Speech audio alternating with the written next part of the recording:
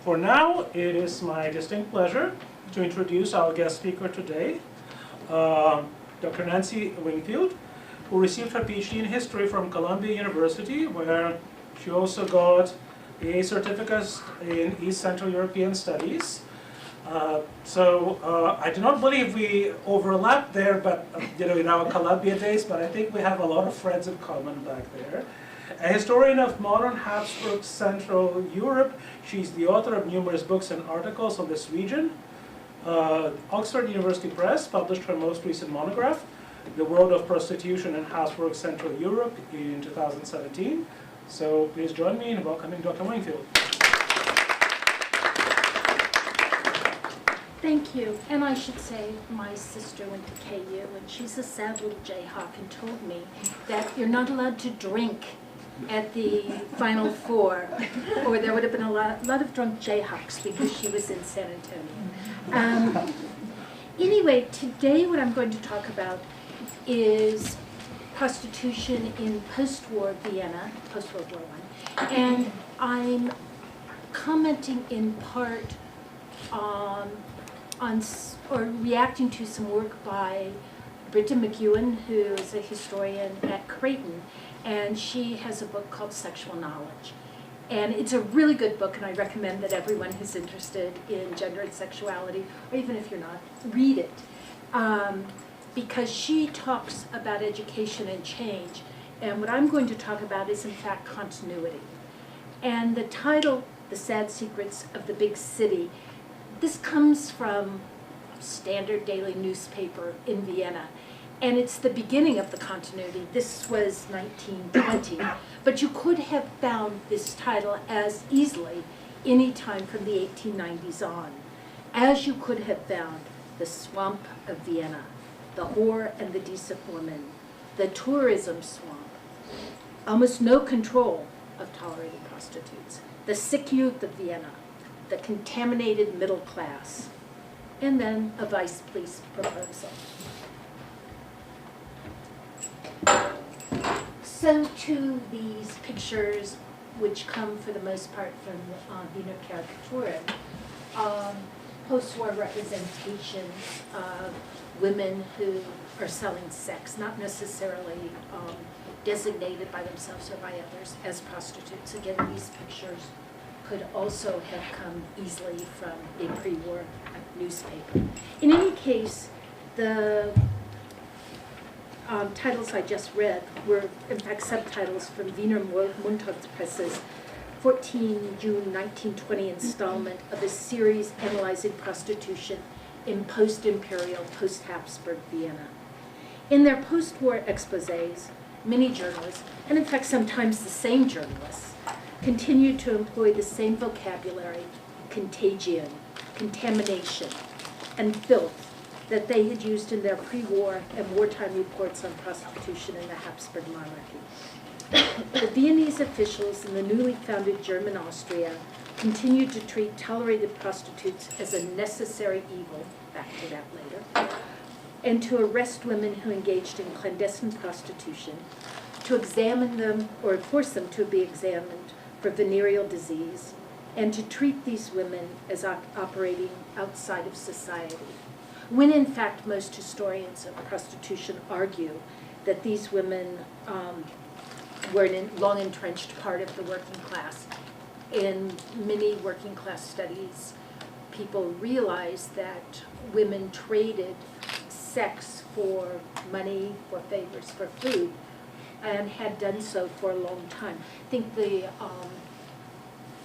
first discussions of this are in some of the standard studies of prostitution in England. Now, the First World War had great impact on sexual practices across Europe.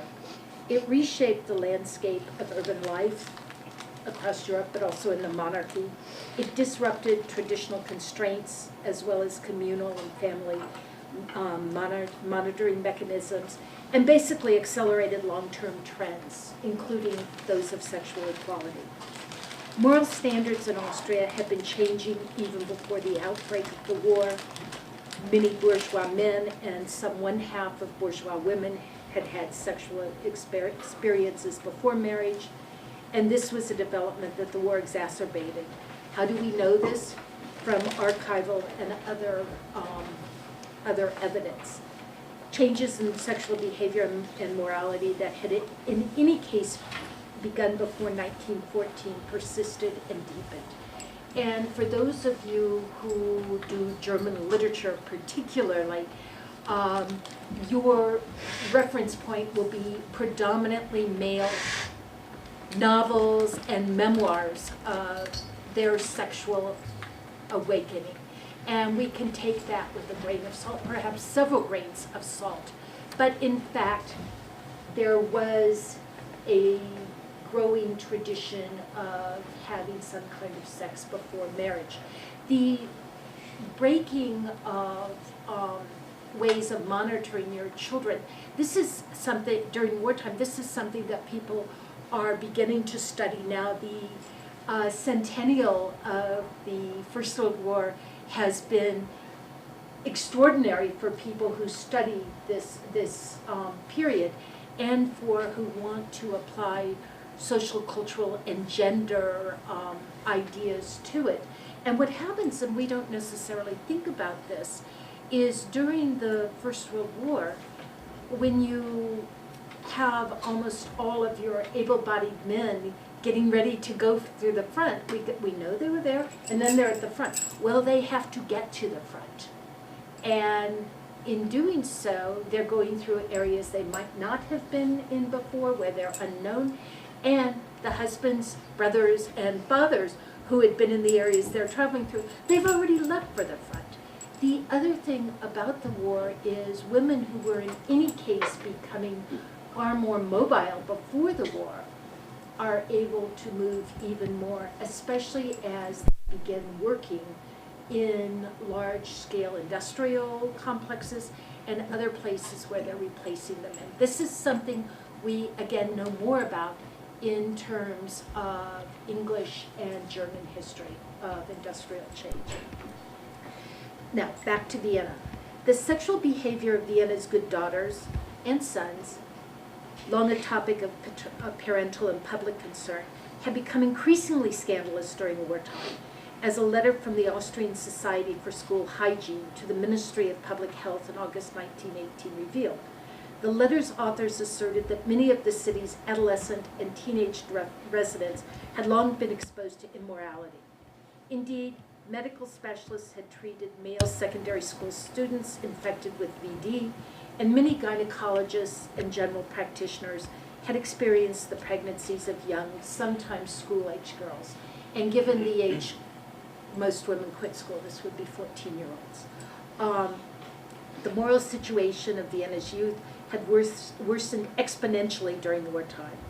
Thus, the Society for School Hygiene called upon the ministry to encourage the relevant authorities to take measures to prevent sexual violence, and here they mean simply sexual intercourse, and to prevent the spread of venereal disease among students. Certainly, post-war politicians across the political spectrum remained gravely concerned about widespread VD and what they considered the loosening of morals, not only during the war, but in its wake. They thus proposed a variety of purity prescriptions to redeem the moral health of Viennese society in general. I suppose this could be a variation on just say no, and we know how that works. Although diplomatic, economic, and political historians and others have long employed wars and revolutions as key breaks in history, the Central Powers' loss indeed meant the end of the Habsburg monarchy as a geopolitical unit, but not of its administrative and juridical apparatus. Parts of the administration and the court system continued to function well into the interwar era, and even beyond. It was incorporated into the new successor states. And I'm going to leave that alone because I assume all of you here are Russianists or Central Europeanists and know what I'm talking about. Continuity in juridical and bureaucratic systems was exemplified in attitudes and the treatment of prostitutes in interwar Vienna. And so I'm going to address this, or I am addressing it, this continuity from pre-war through wartime to post-war, in terms of three so-called moral panics. And they're prostitution, which is the most important one, and then related Mädchenhandel, which is a wonderful German word meaning trade in girls. And so it's got all kinds of things going on. It's sexual, but it's also a little perverse because they're girls. We don't mean 8-year-olds. And because those of you who speak German know you get to be a Mädchen until you get married. This was called white slaving in English, and it's what we call today sex trafficking. Contemporaries believed all of these three issues to be endemic by the turn of the century, the 20th century, and only to have gotten worse. Concern about the first two, prostitution and venereal disease, increased during wartime. And this is no surprise. Soldiers on the loose, the economy is tanking, people need money. What do? If you're a woman at home, commercial sex is one of the things you do. Venereal disease absolutely increases because of the soldiers. And why do we care? Well, we don't particularly, but the military heads absolutely did, because if a soldier had VD, he wasn't fit to fight until his symptoms dissipated. How long did that take? It depended. What was used? Very unpleasant stuff. Mercury being my favorite. And they had to be taken back from the front. There were very few ambulatory hospitals on the front that dealt with VD. And when I use the term VD, I want to comment that I'm using this term very deliberately, rather than sexually transmitted infections, which we would use today, because I'm referring, as specialists of the era did, solely to syphilis and gonorrhea, and to a lesser extent to soft. And if we think syphilis is no longer an issue, today we should remember that the British have just discovered a case of syphilis that's no longer treated by penicillin, which becomes used only after the Second World War, and that's how VD was long dealt with. Now, because bureaucratic transition didn't necessarily parallel political transition, there was no dramatic change in how prostitutes were treated in the wake of the war. And this was certainly the case in Vienna, where a longtime city official, a Christian Social Democrat, one Johann Schober, was appointed head of the Federal Police Directorate in Vienna in June 1918, a position he held with some breaks until 1932. In so far as the police chief didn't change, any number of the rules didn't change, not least because the bureaucratic police apparatus remained in many ways the same, in part up till 1934, and certainly after 1938 it changed. Okay, most prostitution legislation changed regulation only piecemeal in the first chaotic months and years after the war. Very often this was connected to changes in rules on venereal disease. But venereal disease campaigns and the laws that were subsequently passed incorporated forms of control that reflected society's continuing attitudes towards sexuality, particularly male. That is, just because the laws say we're looking at both men and women, it's a long way to go from that to treating male and female carriers of VD the same way, and this really didn't happen. Now, post-war Austrian government promulgated 2 administrative preventative measures regarding VD in November of 1918. Gender-neutral document requires those suffering from venereal disease to take responsibility for their own treatment and sexual behavior. What on earth does this mean? Well, it means 2 things. One, if you're found to have VD, you go to the hospital. Who pays for it? Well, because it's Austria and you're covered by national insurance. Your sexual behavior, what does that mean? You don't have sex with someone as long as you've got VD. Problem with this is what? You may be asymptomatic for venereal disease. It doesn't mean you don't have it. And these were class-based proposals. And they were joined, the government was joined by bourgeois reform organizations that also made proposals about combating venereal disease. This is, again, not new. And they aimed at regulating working class women's sexuality. Among the proposals were one that came in November 1918, right at the war's end, from the People's Council for Vienna and Lower Austria, that men and women both who changed employment be obliged to produce certificates of good health. This was a suggestion that the State Office for Public Health politely rejected on the grounds that, while doubtless effective, would face legal, social, and other hurdles to put in place. It's in some ways not unlike the testing some companies do today, except they're more interested in drugs than in your physical health. But it's worth noting that these kinds of testings and proposals have a long history. Again, why were physicians, the military, and the public concerned about VD, and what was its connection to prostitution? Syphilis was endemic in the late 19th century. It afflicted an estimated 10% of urban males. Medical developments had hastened recovery, and here we're talking about abatement of symptoms, but treatment was prolonged and expensive and had significant side effects. But these medicines, developed before the First World War, would continue to be used in Vienna and elsewhere around the world until the widespread availability of antibiotics in the mid-1940s, as I've said. Habsburg and post-Habsburg military authorities were concerned with prostitution, not on moral grounds, but on health grounds. They really only cared how it affected the health of the rank and file. And prostitutes were popularly considered the dangerous vectors of venereal disease.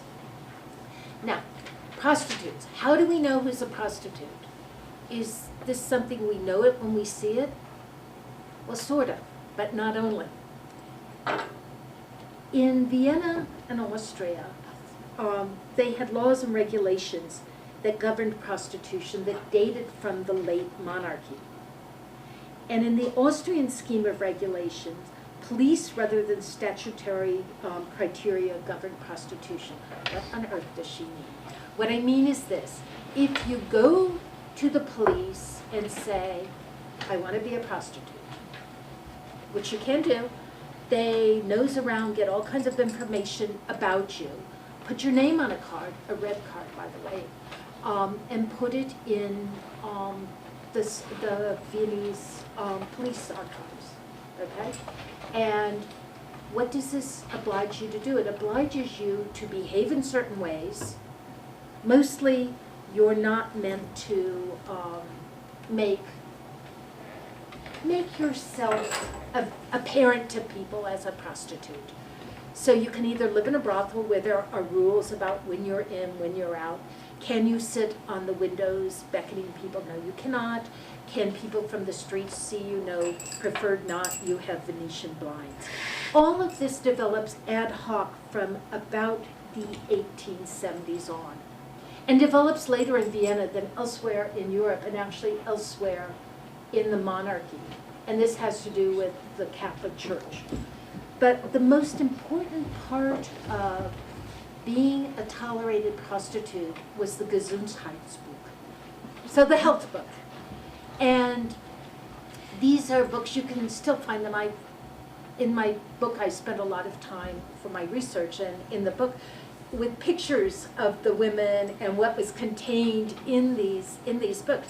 So it's all your information: where are you from, what your name is, when you were born, where you have your Zuständigkeit, that is where you're registered as living, then your picture, and then there should be bi-weekly records of your medical examinations, okay?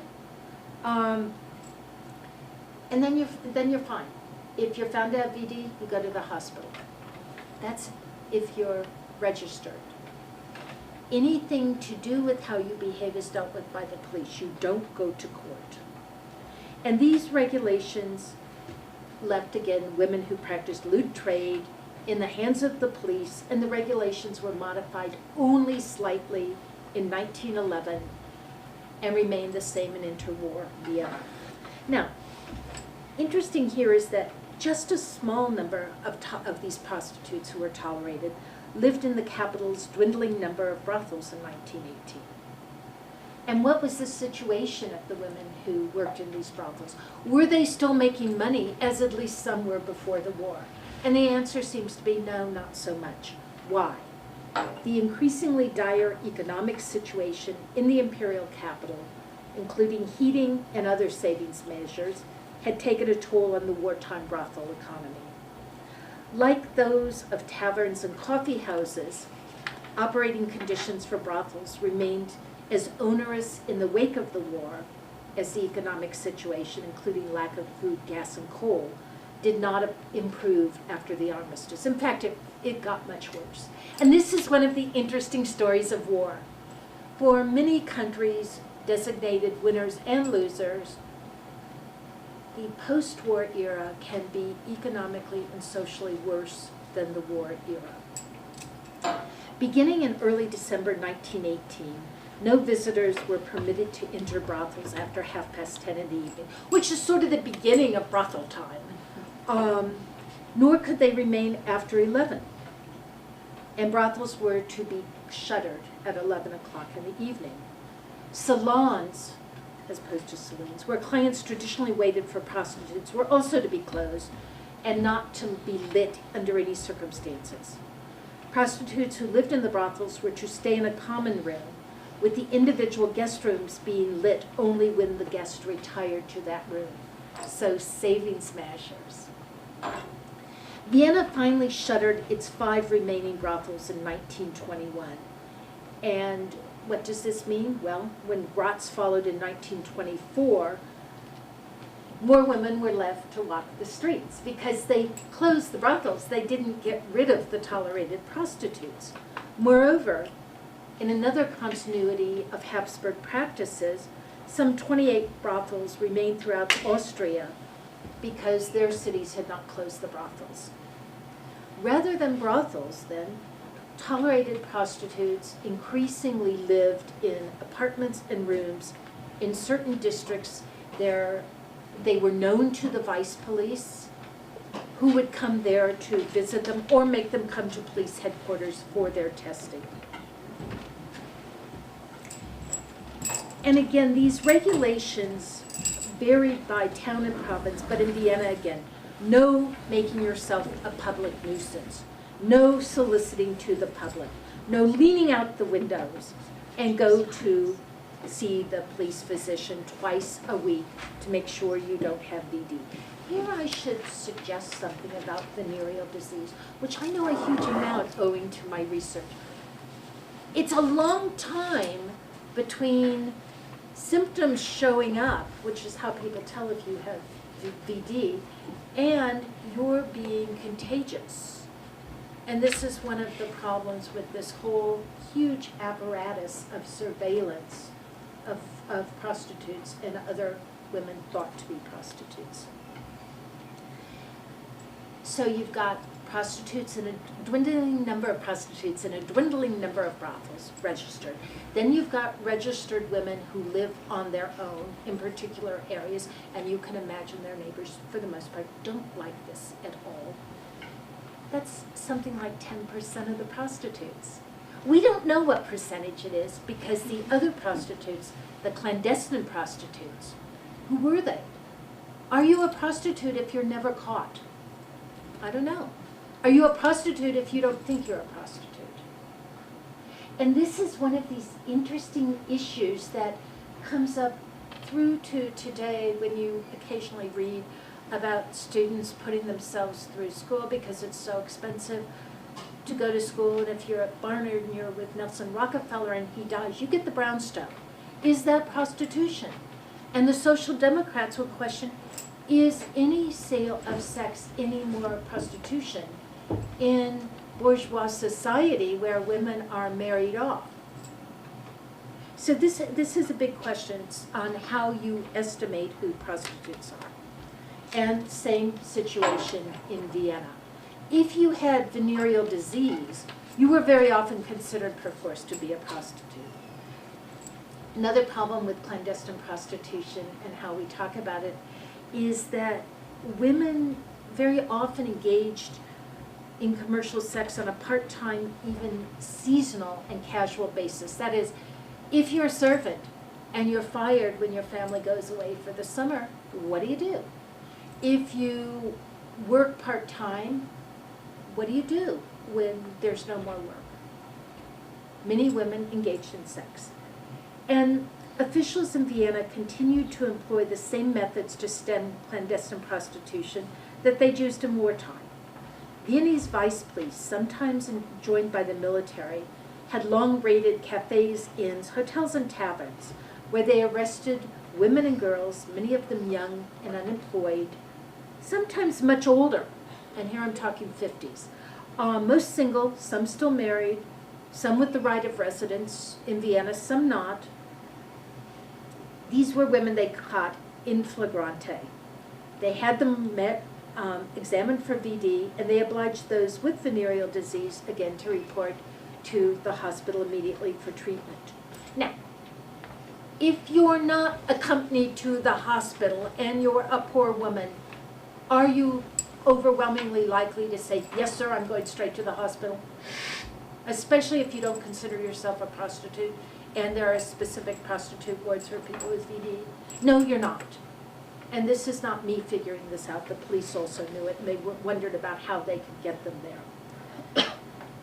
Then there's an issue of other ways of finding prostitutes. What about your coworkers who accuse women employed in cafes, hotels, and pensions of being clandestine prostitutes?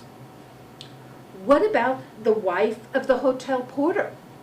Sometimes they were arrested. And if your husband's a hotel porter, what better place to have to practice prostitution? He knows which rooms are empty. And this is, when you consider this a way to make money, part of poor people making a living, it becomes more reasonable. Sometimes the vice police arrested porters and other staff who were alleged to have pandered women who were in the hotels that the police raided. One case was that of Alwa Berenger. He was a hotel porter at the Hotel Tirolerhof, which still exists today in the first in Vienna. His pimping operation was uncovered when a young woman he had provided to a hotel guest told police who arrested her that Berenger, the porter, had asked her when she had come into the hotel to keep warm because it was cold outside, if she were interested in this kind of commercial transaction. The woman, and I'm just going to describe her because she's typical of many of these women, was an unemployed, unskilled worker from Galicia, so southern Poland. Now a different country, but during the war, not a different country.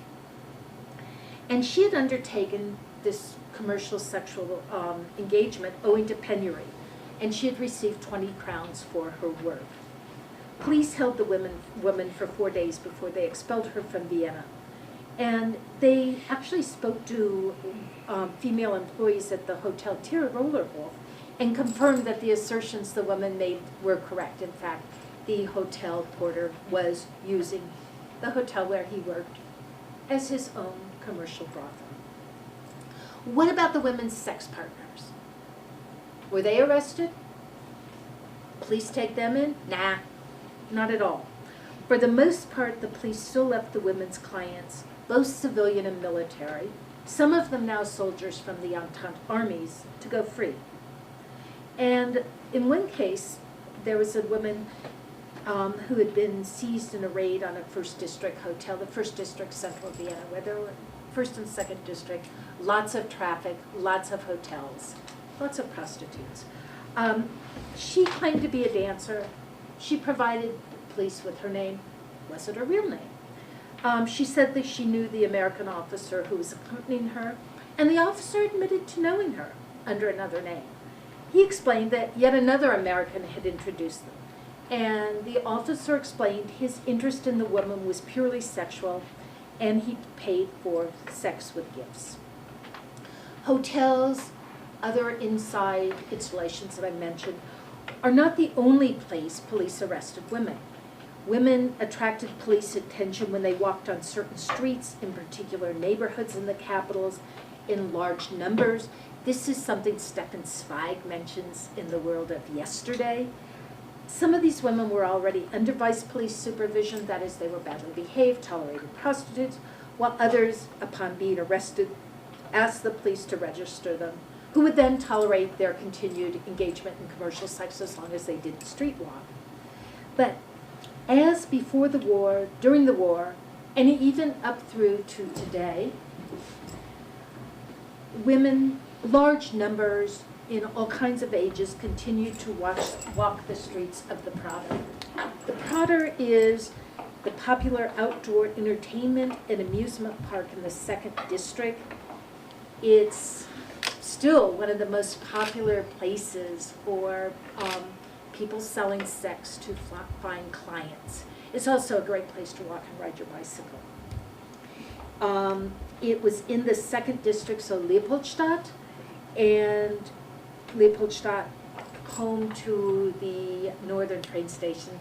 The entry for people coming from the eastern and southeastern part of the monarchy was home to large numbers of registered and clandestine prostitutes, often immigrants.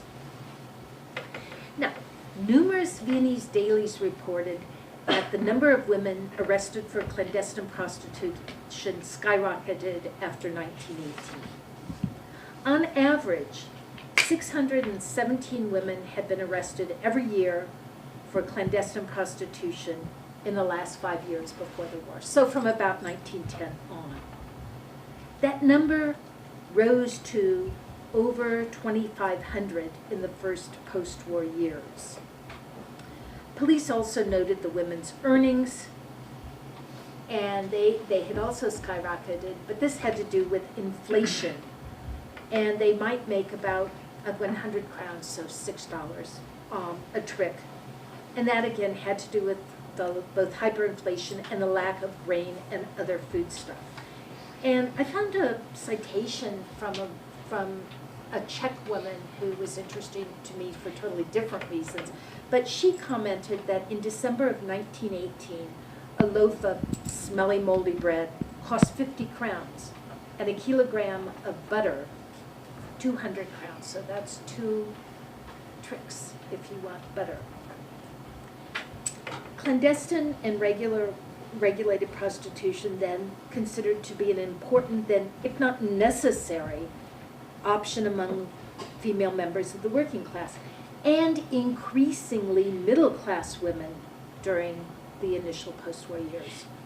And this is really important because a lot of the concern was about middle-class proper women who had been pushed into prostitution, not only during wartime, but in the wake of the war, owing to, as I've mentioned, hyperinflation, but also to revolution.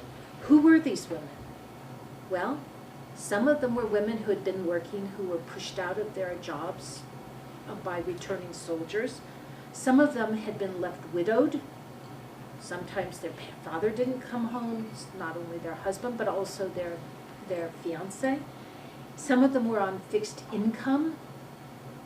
And when you get hyperinflation and the stock market tanks, this affects you.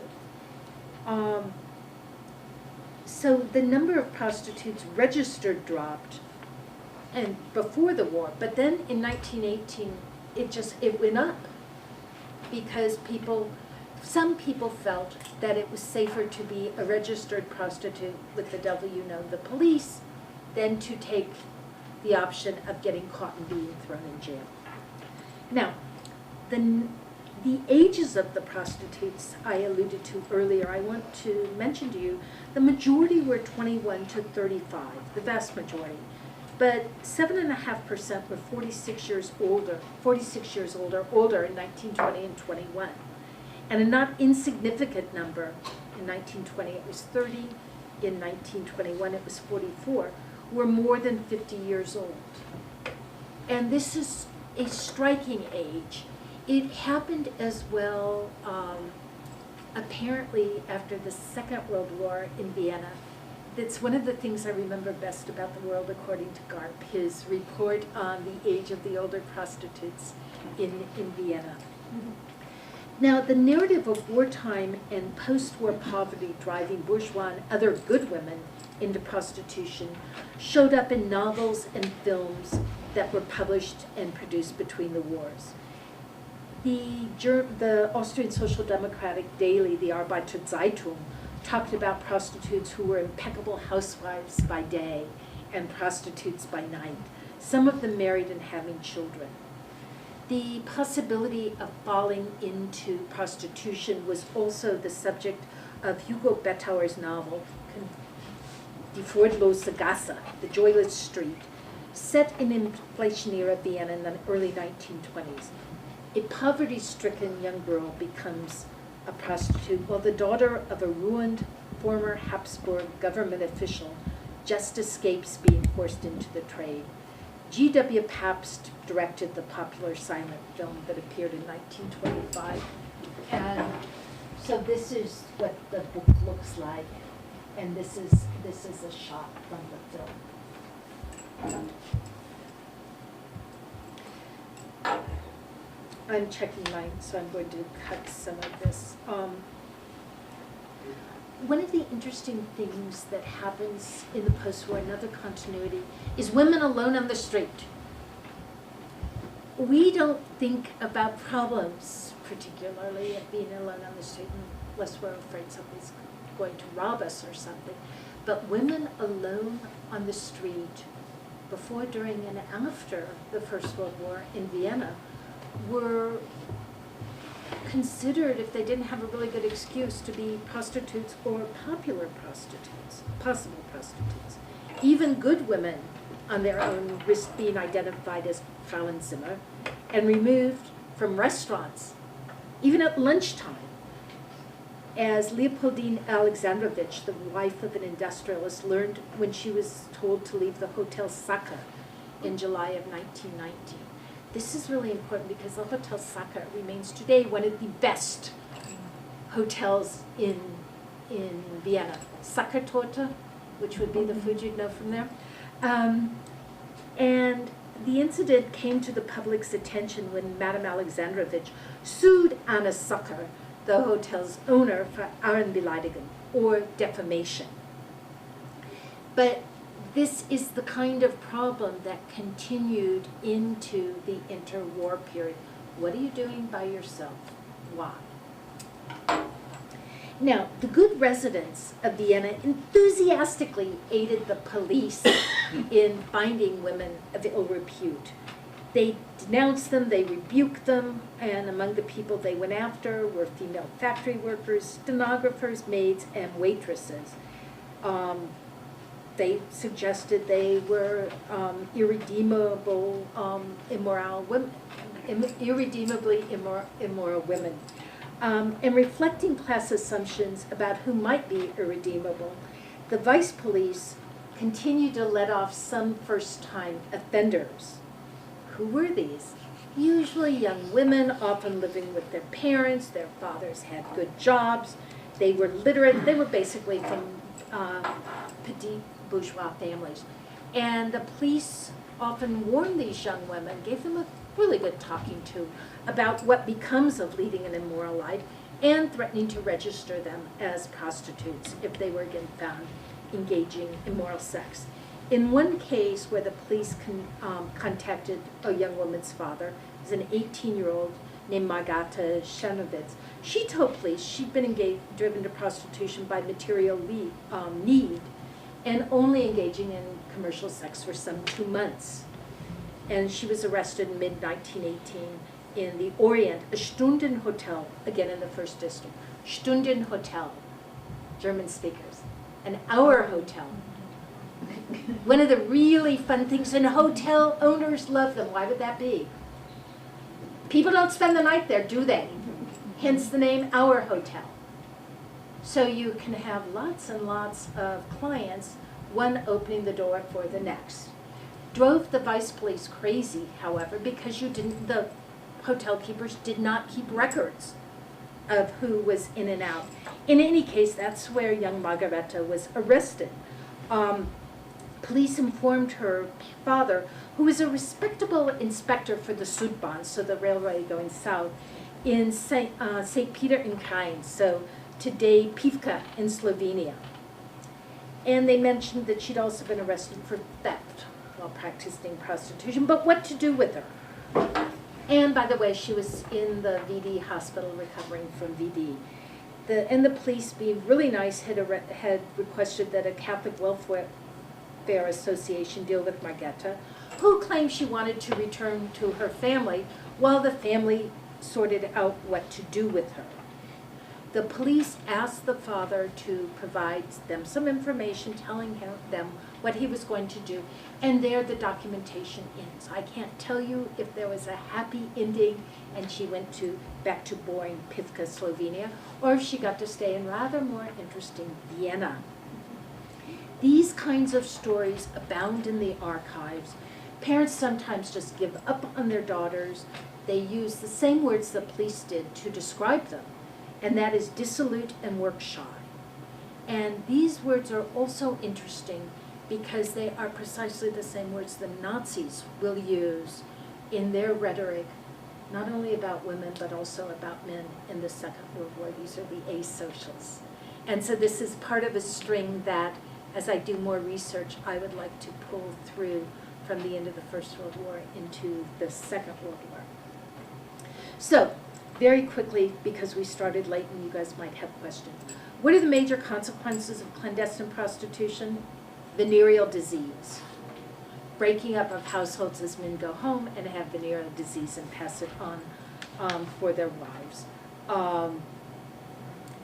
What are other consequences? This larger number of women arrested from greater social categories, reflecting a breakdown of society in wartime and post-war Vienna. What else do we see? We see other examples of prostitution and sexually immoral behavior. We see civilians denouncing one another. We see men accusing their wives of practicing prostitution. We see reports of orgies and public indecency.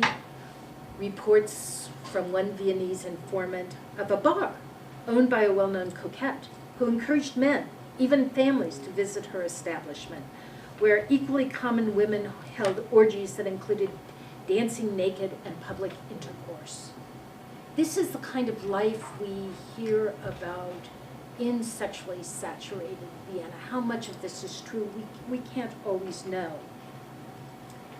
But denouncers played a really important part in concerns about morality and prostitution during the war and in the wake of the war.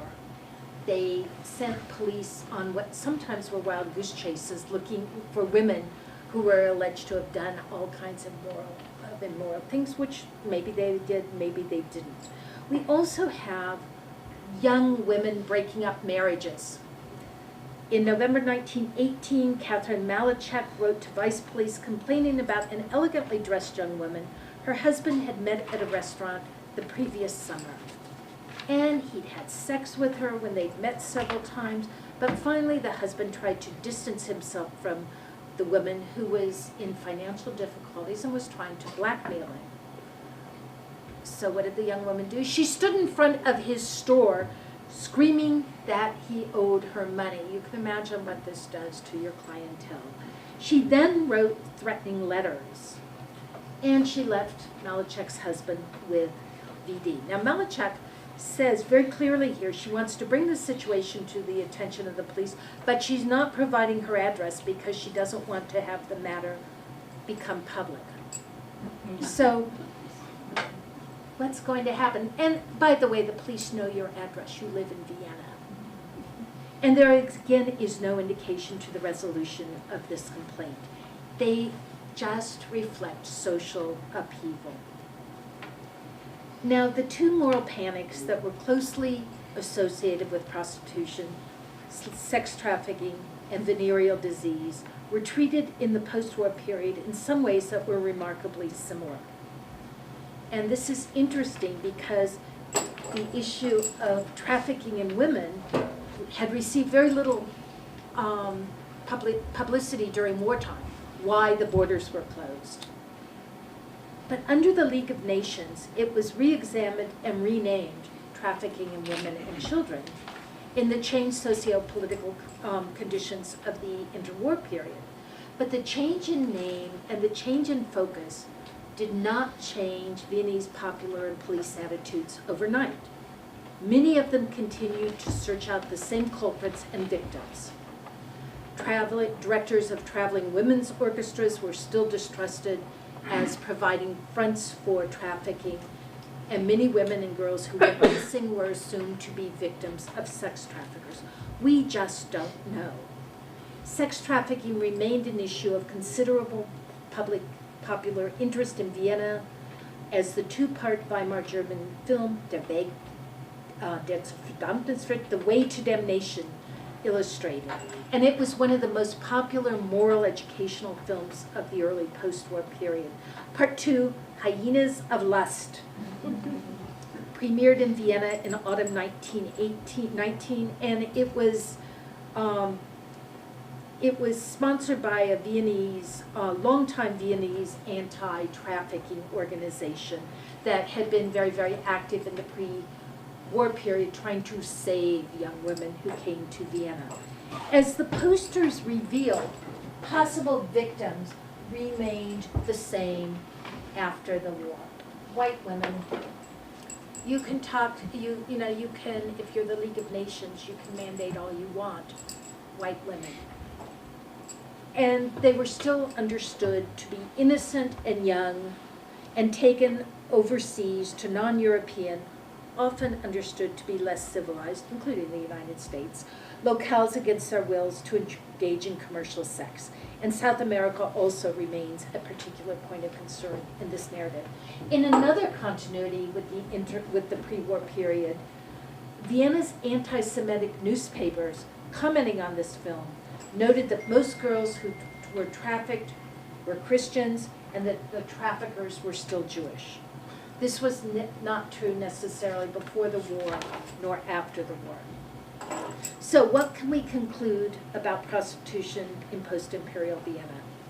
In short, the sad secrets of the big city after war and revolution, in a time that social democratic politics was dominating City Hall and refashioning the city, were remarkably similar, if not the same, as the sad secrets in sexually saturated fin de siècle Vienna. Clandestine prostitution was flourishing in a time of economic and political upheaval. Venereal disease was on the rise with no real cure, and people continued to fear sex trafficking, despite evidence that it was nowhere near as widespread as they thought. Thank you.